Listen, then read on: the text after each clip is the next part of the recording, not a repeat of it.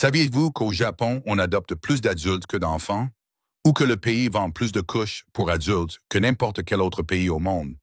Au-delà des paysages majestueux et de la beauté moderne du Japon, se cache une histoire de pratiques étranges et de croyances insolites que vous ne trouverez nulle part ailleurs.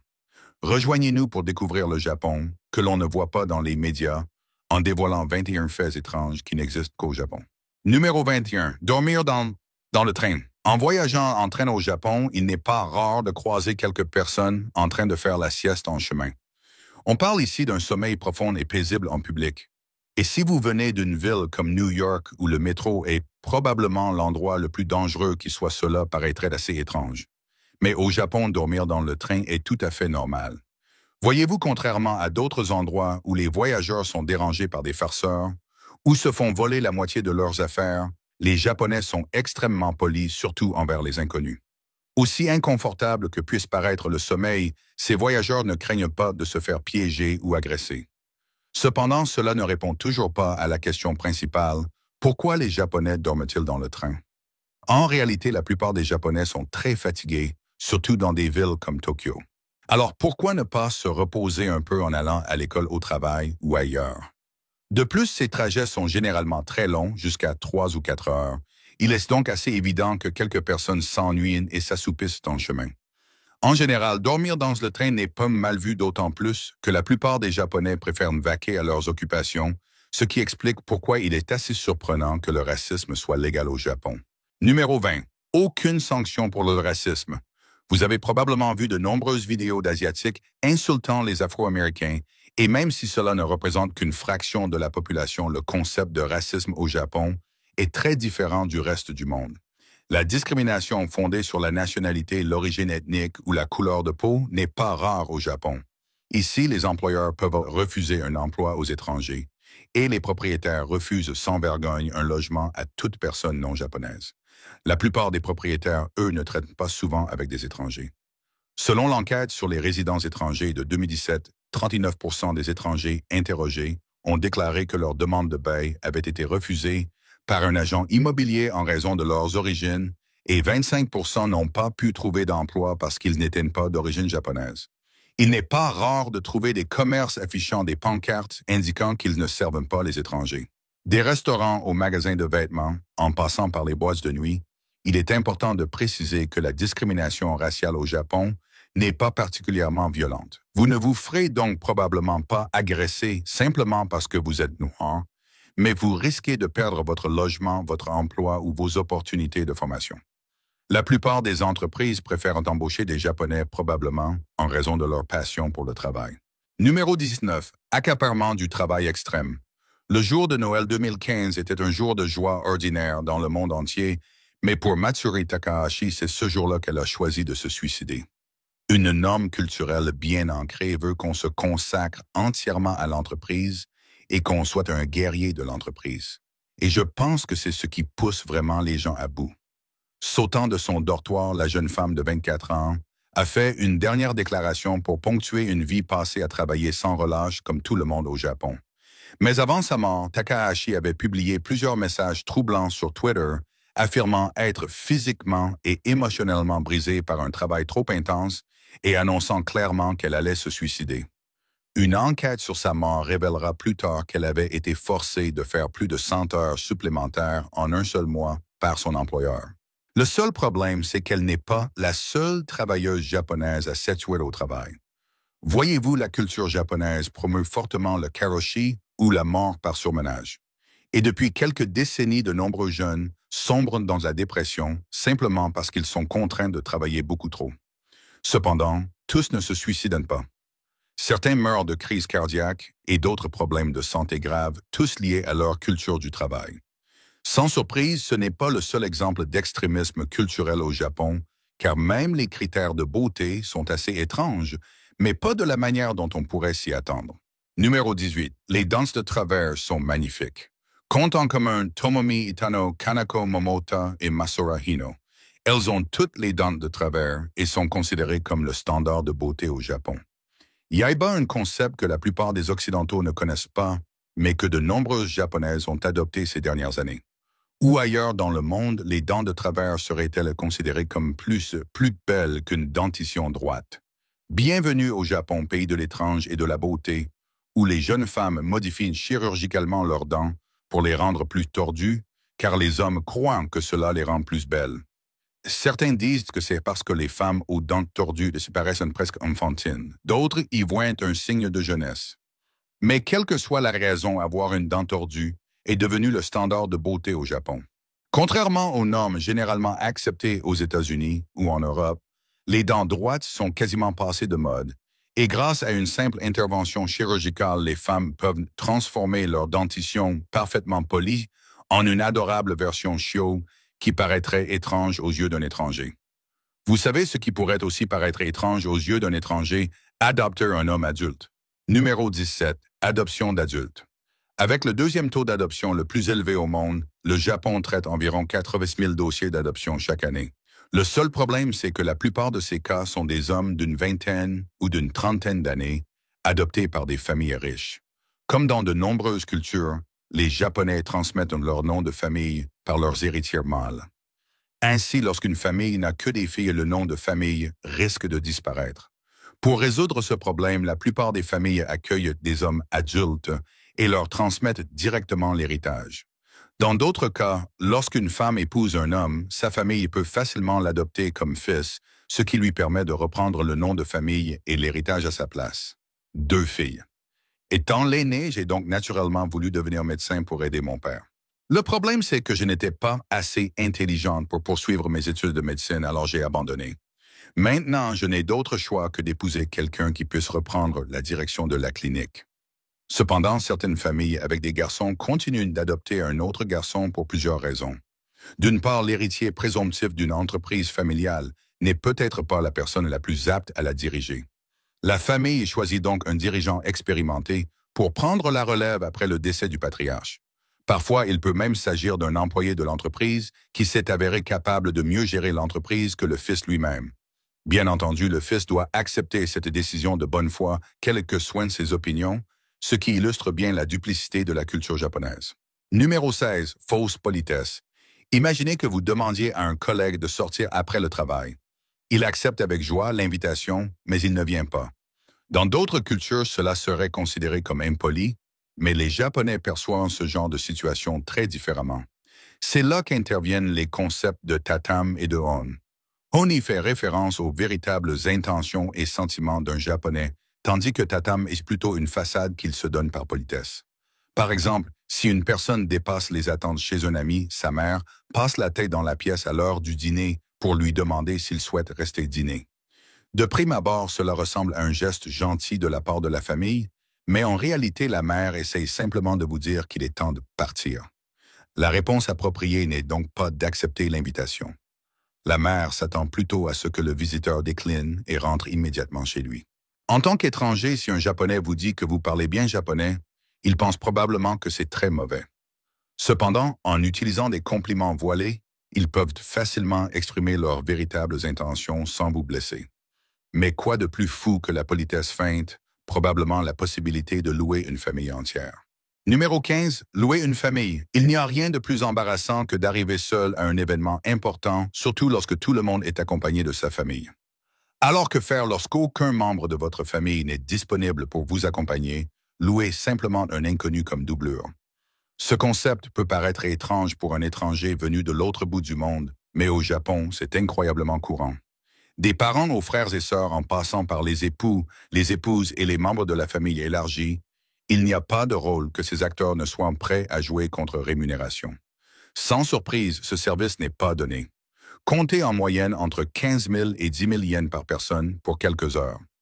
À titre de comparaison, cela représente environ 150 à 300 dollars. Le seul avantage est que vous pouvez facilement sélectionner les caractéristiques souhaitées pour le membre de votre famille, alloué de l'âge à la morphologie en passant par le style vestimentaire.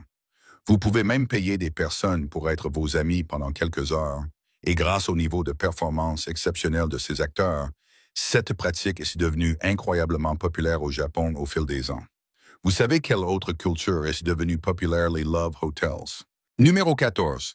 Les Love Hotels.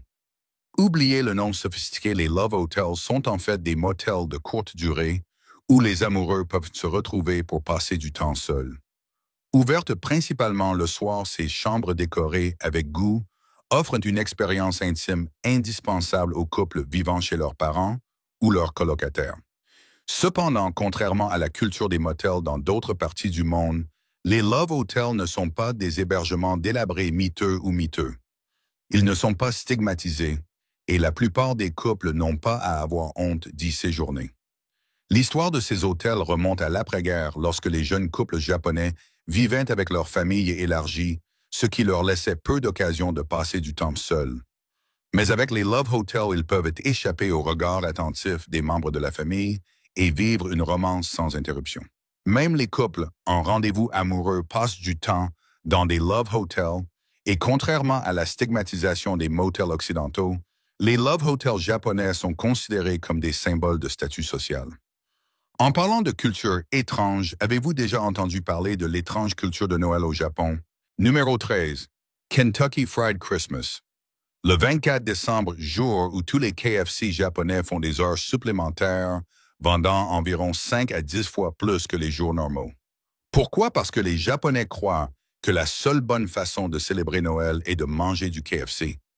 Voyez-vous bien que seulement 1% de la population japonaise se déclare chrétienne, presque tous les foyers fêtent Noël. Pour comprendre comment ils sont devenus si obsédés par KFC le jour de Noël, il faut remonter quelques décennies en arrière. Après avoir subi un effondrement économique bien mérité, dans les années 1940 et 1950, après la fin de la Seconde Guerre mondiale, l'économie japonaise a commencé à décoller. Et pour la première fois depuis très longtemps, les Japonais pouvaient se permettre de s'adonner à la culture de consommation. C'est là qu'intervint KFC. Les États-Unis étant toujours une puissance culturelle, les Japonais s'intéressèrent vivement à la cuisine américaine.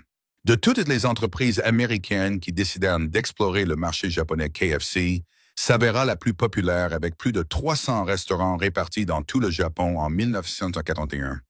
Grâce à un marketing brillant, KFC créa une nouvelle identité au Japon, devenant le symbole de Noël avec sa campagne Kentucky for Christmas de 1971. Depuis manger du KFC, le jour de Noël est devenu une tradition extrêmement populaire observée chaque année par les Japonais. Mais saviez-vous aussi qu'il existe un festival où des hommes adultes rivalisent pour faire pleurer des bébés? Numéro 12. Le Festival des bébés qui pleurent. Depuis 400 ans, les Japonais organisent le Nakizu. Le Festival des bébés qui pleurent, et c'est exactement ce que son nom suggère. Selon les croyances japonaises, les pleurs des bébés leur apportent santé et fortune tout en éloignant les mauvais esprits et les démons. Ainsi, chaque année, plus de 100 sumos se déguisent et montent sur le ring bébé dans les bras. Le premier à faire pleurer le bébé de la manière la plus douce possible remporte la victoire. Certains grognent, portent des masques effrayants et font des grimaces, mais cela ne fonctionne pas toujours, car certains bébés éclatent de rire. Pour les étrangers, faire pleurer un bébé peut sembler une pratique sadique, mais au Japon, c'est un jeu. Numéro 11. Vivre isolé. Se cacher du reste du monde semble être une façon de vivre horrible, mais au Japon, c'est non seulement autorisé, mais même encouragé. Les jeunes hommes et femmes confrontés aux difficultés de la vie, à la maladie et à la dépression se replient sur eux-mêmes seuls sans aucune interaction sociale. Connue sous le nom de hikikomori, cette pratique d'auto-isolement est assez courante chez les jeunes adultes et dure parfois quelques mois, voire quelques années. Mais il arrive que certains ne sortent pas de cette période d'isolement. Imaginez rester cloîtré dans votre chambre pendant des décennies dépendant de votre famille pour vous nourrir sans étudier, sans travailler et sans interagir avec le monde extérieur. Telle est la réalité de la jeune société japonaise souffrant de hikikomori. Selon les statistiques, au moins 1-2% de la population est touchée par cette maladie mentale. Bien que ce pourcentage puisse paraître faible, la situation est bien plus répandue que partout ailleurs dans le monde. Vous savez qui d'autre ne fréquente pas librement la société les personnes tatouées? Numéro 10. Discrimination envers les tatouages. De l'extérieur, le Japon semble être une société très tolérante, à l'exception de quelques règles élémentaires qui excluent plusieurs groupes de personnes. Par exemple, l'accès aux bains publics et aux sources chaudes est interdit aux personnes tatouées. Et avant que vous ne preniez cela pour une discrimination injustifiée, cette règle n'est pas fondée sur la haine, mais sur la peur. Voyez-vous, contrairement à l'Occident, les tatouages au Japon indiquent parfois une association avec les yakuza ou d'autres gangs criminels. S'il est vrai que tous les tatoués ne sont pas membres de gangs, beaucoup de gens refusent de fréquenter des personnes tatouées par peur. Pour tenir les gangs à distance des bains publics, la plupart des propriétaires appliquent cette règle afin de protéger le reste de la société et d'éviter d'intimider les clients. En bref, tatouage, oui, gangsters. Donc là où les gangsters ne sont pas admis, les autres personnes tatouées peuvent également avoir du mal à entrer. Pour une nation si soucieuse de la sécurité, la culture japonaise semble accorder une grande liberté aux enfants. Numéro 9. L'indépendance des enfants. Des enfants marchant seuls, des groupes d'enfants prenant le train ensemble, sans adultes. Ce sont des spectacles très courants au Japon. Avec leurs chaussettes hautes, leurs chaussures en cuir ciré et leurs poules à carreaux, ces enfants se promènent avec leur sac à dos parfois, pour faire des courses, parfois simplement avec leurs amis. Contrairement au reste du monde, où la plupart des gens appelleraient la police s'ils voyaient un enfant marcher seul, le Japon a cultivé une culture de la sécurité qui permet aux enfants de se promener librement en ville sans crainte. On parle d'enfants dès l'âge de 6 ou 7 ans. D'ailleurs, les familles confient leurs enfants à des tâches familiales allant de l'épicerie à la boulangerie aller-retour. Il existe même une émission télévisée consacrée au tournage de la première course de l'enfant diffusée depuis 25 ans pour montrer à quel point cette pratique est ancrée dans la culture japonaise. Le Japon ayant un taux de criminalité très faible de nombreux parents, n'hésitez pas à laisser leurs enfants sortir seuls sans la surveillance d'un adulte. En parlant de valeurs familiales, saviez-vous que l'infidélité est tout à fait normale au Japon? Numéro 8. Une culture de l'infidélité acceptable. Vous avez probablement entendu parler des bars à rencontres très répandus au Japon, mais cette rumeur selon laquelle les hommes et les femmes japonais tromperaient leurs conjoints, est-elle vraie? Eh bien, la vérité dépasse peut-être la fiction. En effet, si le Japon enregistre l'un des taux de divorce les plus bas au monde, les personnes mariées trompent leurs conjoints à un taux bien plus élevé qu'ailleurs. C'est là que les bars à rencontres entrent en jeu. Ils sont anonymes, ne divulguent pas les informations de leurs clients et sont si discrets que la plupart des partenaires ne découvrent jamais les antécédents d'infidélité de leurs partenaires, à moins qu'ils ne se dénoncent eux-mêmes. Selon des statistiques de 2020, environ 20% de la population japonaise a avoué avoir trompé son conjoint par le passé. Quelques années auparavant, une autre étude classait le Japon au 7e rang des pays où l'infidélité est moralement acceptable. Pour la plupart des couples japonais, l'idée qu'une seule personne puisse satisfaire tous leurs besoins semble tout à fait déraisonnable. Alors, au lieu de rester avec cette personne, ils cherchent à satisfaire leurs désirs sexuels. Ainsi, il n'est pas rare de trouver des hommes mariés avec des petites amies, mais et vice-versa, tout comme il n'est pas rare que les restaurants affichent de la fausse nourriture. Numéro 7. La fausse nourriture. Une règle au Japon, ne croyez pas tout ce que vous voyez. En vous promenant dans les rues animées de Tokyo, vous pouvez tomber sur des dizaines de vitrines remplies de nourriture alléchante, des sodas glacés au lancement complet. Mais si ces plats sont exposés jour après jour, pourquoi n'ont-ils pas fondu ou périmé? Eh bien, c'est parce qu'ils ne sont pas authentiques, et non, les restaurants japonais ne servent pas de faux plats à leurs clients. Ces faux échantillons servent plutôt de décoration pour les vitrines. Aussi délicieux soient-ils, ils ne sont pas comestibles et ne servent qu'à attirer plus de clients. Mais pourquoi font-ils cela? Quoi de mieux pour se faire une idée du plat que l'on s'apprête à commander qu'une version 3D? Les restaurants japonais étant très méticuleux dans la présentation des assiettes, la commande du client est généralement la copie conforme du faux plat. Mais si vous trouvez étrange d'exposer de faux plats, vous devriez vérifier combien de couches pour adultes sont vendues au Japon chaque année. Numéro 6. L'essor des couches pour adultes. Les ventes de couches pour enfants sont en baisse constante au Japon et dans le même temps, de plus en plus de personnes en achètent. Selon OG Holdings, un fabricant japonais de produits en papier, la demande de couches pour enfants a tellement diminué qu'il en réduit la production. Imaginez passer de 700 millions de couches vendues en 2001 à seulement 400 millions environ aujourd'hui. La raison n'est pas farfelue. D'abord, le taux de natalité au Japon. Le nombre de couches est considérablement diminué au cours de la dernière décennie et en raison du faible taux de fécondité et de la montée en puissance de la culture d'entreprise chez les jeunes couples japonais. À l'inverse, les sexagénaires achètent davantage de couches, représentant 40% des ventes totales de couches au Japon, ce qui n'est pas surprenant puisque le Japon possède actuellement la population la plus âgée du monde. Avant de poursuivre, Voici le choix de nos abonnés du jour. Regardez cette photo d'un bar à rencontre au Japon où l'on peut voir de jeunes femmes très désirables, allongées attendant le prochain homme marié. De tous les faits étranges qui n'existent qu'au Japon, celui-ci est peut-être le plus étrange. Le fonctionnement de ce bar à rencontre est si anonyme que la plupart des femmes ne découvrent jamais la véritable identité des hommes qui le fréquentent, surtout s'ils sont étrangers. Si ce genre d'endroit est introuvable dans la plupart des pays occidentaux, il n'est pas rare d'en trouver plusieurs dans plusieurs villes japonaises. Comme toujours, n'hésitez pas à nous faire part de vos commentaires ci-dessous. Numéro 5. Le vieillissement de la population japonaise. Environ une personne sur 10 au Japon a aujourd'hui 80 ans ou plus. Près d'un tiers de la population a plus de 65 ans, soit d'environ 36,23 millions. De plus, le Japon est le pays où l'on souffle les 100 bougies de son centenaire. Il ne s'agit pas de simples statistiques fantaisistes, mais d'un problème réel qui touche le Japon de bien plus de manières qu'on ne peut l'imaginer. D'une part, le gouvernement doit dépenser davantage pour la santé et les retraites, tandis que l'assiette fiscale continue de se réduire chaque année. La productivité est au plus bas avec un nombre croissant de personnes quittant le marché du travail. Et selon les experts, le pays pourrait manquer de 11 millions de travailleurs d'ici 2040 si rien n'est fait pour réduire la natalité. En 2022, près de la moitié des travailleurs japonais avaient plus de 70 ans. À titre de comparaison, les statistiques mondiales montrent que seulement 35% des entreprises privilégient les travailleurs de plus de 55 ans. Mais qu'y a-t-il de plus abondant au Japon que les personnes âgées manga? Numéro 4, la folie du manga.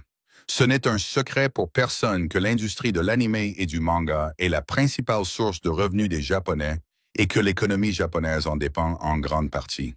Mais saviez-vous que les Japonais utilisent plus de papier pour les mangas que de papier toilette? Selon plusieurs rapports, plus de 600 catégories de mangas sont publiées chaque mois, ce qui vous donne une idée de la rentabilité de cette industrie. En 2020, elle était évaluée à plus de 612 milliards de yens, un record impressionnant.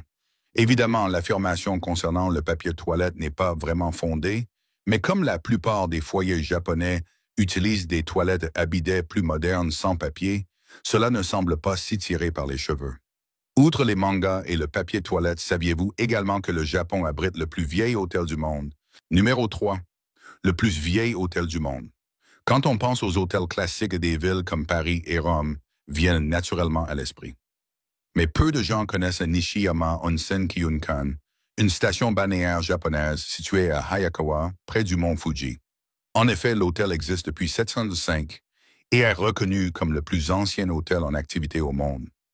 Véritable héritage familial, transmis depuis plus de 50 générations, il est toujours aussi actif aujourd'hui qu'il y a 1300 ans.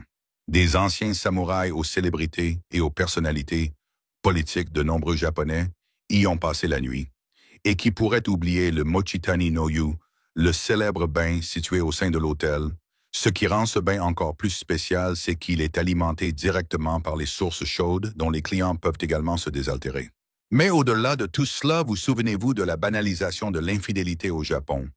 C'est probablement parce que c'est l'un des seuls endroits où le mariage arrangé existe encore. Numéro 2, la culture du mariage arrangé. Avant que les relations amoureuses ne deviennent la norme pour choisir un partenaire, les Japonais et les Japonaises trouvaient leur conjoint grâce à des rencontres miyai arrangées. Ces rencontres étaient généralement organisées par un intermédiaire appelé nakodo. Il pouvait s'agir d'un parent d'un collègue senior ou simplement d'un voisin doué pour les rencontres. Mais même si la plupart des gens préfèrent aujourd'hui choisir eux-mêmes leur partenaire, cette pratique reste largement répandue au Japon. Contrairement à 1930 où environ 69% des couples se mariaient par le biais d'un miyai, ce chiffre est tombé à environ 5,2% ces derniers temps. Pour ceux qui souhaitent encore passer par ce processus, plusieurs entreprises offrent encore la possibilité de trouver l'âme sœur moyennant une somme modique. Certaines de ces entreprises comptent des dizaines de milliers de clients et facturent généralement jusqu'à plusieurs dizaines de milliers de yens. En parlant de mariage, saviez-vous que de nombreux couples au Japon ne vivent pas ensemble? Numéro 1, les mariages de week-end. Avez-vous déjà entendu parler des mariages de week-end?